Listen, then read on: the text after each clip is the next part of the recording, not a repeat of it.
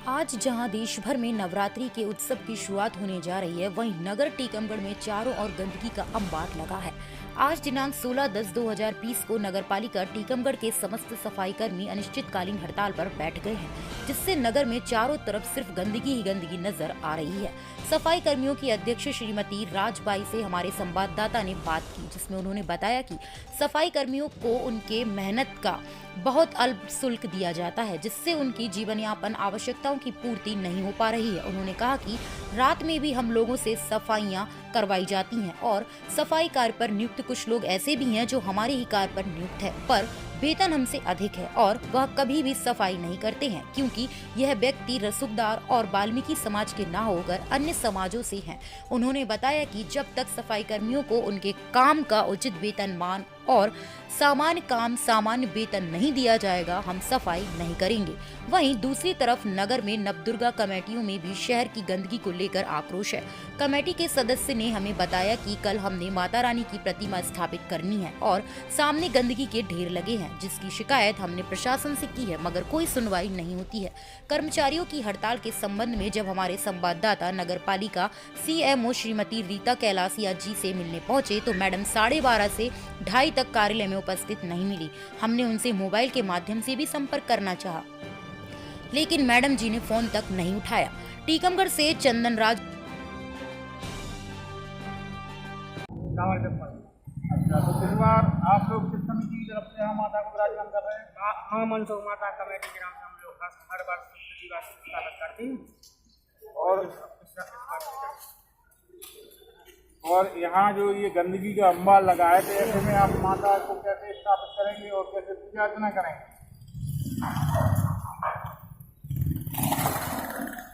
क्या सोच रहे हैं कि इसमें किसकी गलती है?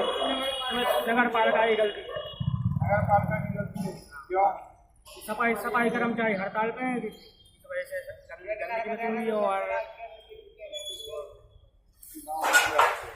उनकी मांगों को पूरा नहीं किया जाता है। सफाई कर्मचारी हड़ताल पे पूजा अर्चना करना पड़ रहा है। मैं IN7 न्यूज़ के चंदन राज मालिया।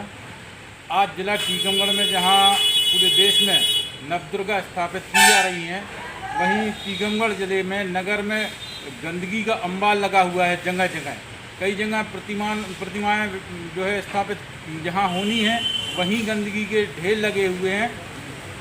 सफाई कर्मचारियों का कहना है कि उनके साथ लगातार कई वर्षों से शोषण होता आ रहा है, इसलिए वो अनिश्चितकालीन हड़ताल पर बैठ गए हैं।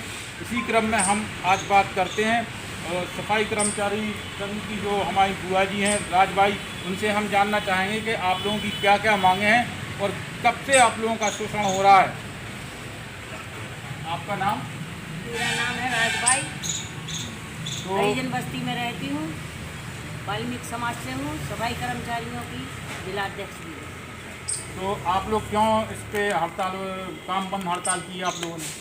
इसलिए कि हमारी जो वाल्मीकि समाज है आज 20-25 साल से चली आ रही है, तो इनकी फुल टाइम काम कराते हैं और पार्ट टाइम भी पेमेंट देते हैं। जब भी इनसे कहते थे इतनी 4,000-5,000 पेमेंट में क्या होता है श्रीमान, 6,000 में क्या होता है। हमारे कर्मचारियों की जो फुटपाथ के मजदूर के लिए 300 रुपया 350 रुपया डेली वेज का मिलता है मजदूरी का, और हमारे जो सफाई मजदूर हैं फुल टाइम काम करते हैं 8 घंटा और बल्कि 10 घंटा काम। उनको किसी को 4.5, किसी को 5.5, किसी को 6, बस इससे आगे पेमेंट नहीं। अच्छा, आप लोगों का जब हैं सारे संविदा सफाई कर्मी, हाँ, लेकिन वेतन में ये अनियमितताएं हैं कि किसी को 4,000, किसी को 5,000, वो किसी को 10,000, किसी को 9,000। वो जो कि कभी काम नहीं करते, जो कभी दिखे नहीं है उनको कि ये कहाँ काम करते हैं, वो सफाई मजदूर के पद पे हैं वे। 9 आदमी ने अभी कर लिए हैं, किसी को 10,000, किसी को 9,000 दे रहे हैं, लेकिन हम लोगों को ना कोई जानकारी देते हैं, ना हम लोगों को कोई पद है, ना कोई सीनियरिटी है। उनने एक बंधुआ मजदूर बना ला हमारे सफाई कर्मचारी को। सिर्फ आपने इसकी शिकायत कोई आवेदन दिए हैं?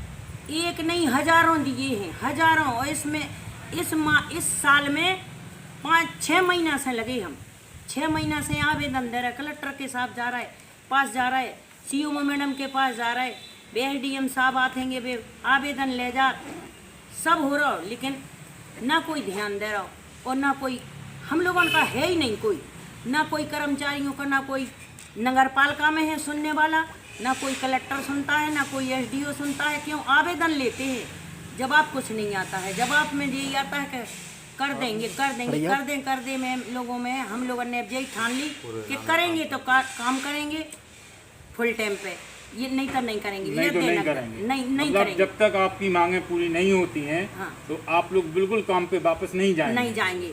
और जो कि हमारे परमानेंट कर्मचारी हैं, किसी को इनने अभी 26 आदमी 25 आदमी कर दिए थे, इनने भी नियमितीकरण पे। अब नियमितीकरण का भी आदेश है, मैंने लगाया है जी। आवेदन में, तो वो कहते हैं कि ये कांग्रेस का राज था जब उन्होंने किया था। तो हमने कही आप लिख दो श्रीमान कि तुम कांग्रेस को राजा तो जी को पद मिलो तो उन्हें नहीं करो। मैं नहीं हूँ पढ़ी लिखी, तो मैं तो सीधे शब्दों में बात करती हूँ, तो आप लिख दो श्रीमान के हम नहीं कर सकते। तो कहते नहीं, लिख भी नहीं सकते। तो बेनियमितीकरण का नियमितीकरण भी हो गया है, तो वो भी नहीं चाहते जी कि हम नियमितीकरण कर दें। दूसरी बात, जो तीसरे वेतनमान की परमानेंट कर्मचारियों की एक किस्त पड़ी है वो भी नहीं दी। आज 10 साल से तो वर्दी नहीं मिली कर्मचारियों को। हाँ, जो परमानेंट कर्मचारी है, किसी कर्मचारी को कुछ नहीं है, सिर्फ काम है। काम के अलावा पार्ट टाइम की तनख्वाह दे रहा है, फुल टाइम काम करा रहा है, फिर भी कुछ नहीं।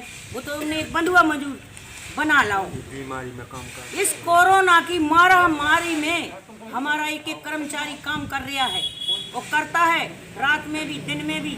जो अभी ड्यूटी 9 बजे रात से लगती थी 2 बजे तक करते हैं, रात में 2 बजे तक कहाँ होता है काम? क्या ये रात के अलग से देते पैसे हमारे कर्मचारियों को?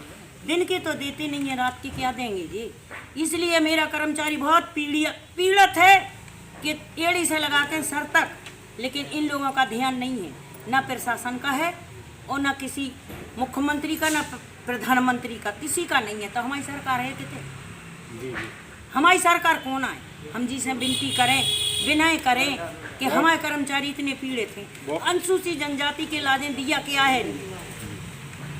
आज महिलाएं देखो तुम किस तरीके से, उनका क्या गुजारा होता, क्या बच्चों को शिक्षा देती होंगी, क्या बच्चों को खिलाती होंगी। आज देखो मेरी ये एक गरीब महिला है, ये सामान ले आई है, देखो इसमें क्या है, देखो कितने का है, क्या है इसमें, देखो इसको कितनी मिलती है पेमेंट। आप देखो कितनी सी दाल है, कितना सा तेल है, आप बताइए हमें कितनी सी मिर्ची है, ये क्या खाएगी और क्या बच्चों को खिलाएगी। तो ये थी हमारे साथ सफाई कर्मचारियों की अध्यक्ष आदरणीय बुआ जी राजबाई जी। तो सरकारें बदलती हैं, कभी कांग्रेस आती है, कभी भाजपा आती है, कई नियम बदले जाते हैं, लेकिन सफाई कर्मचारियों का शोषण रुकने का नाम नहीं ले रहा है और उनकी सुनवाई करने वाला कोई नहीं है। IN7 न्यूज़ से चंदन राज उटमालिया की रिपोर्ट।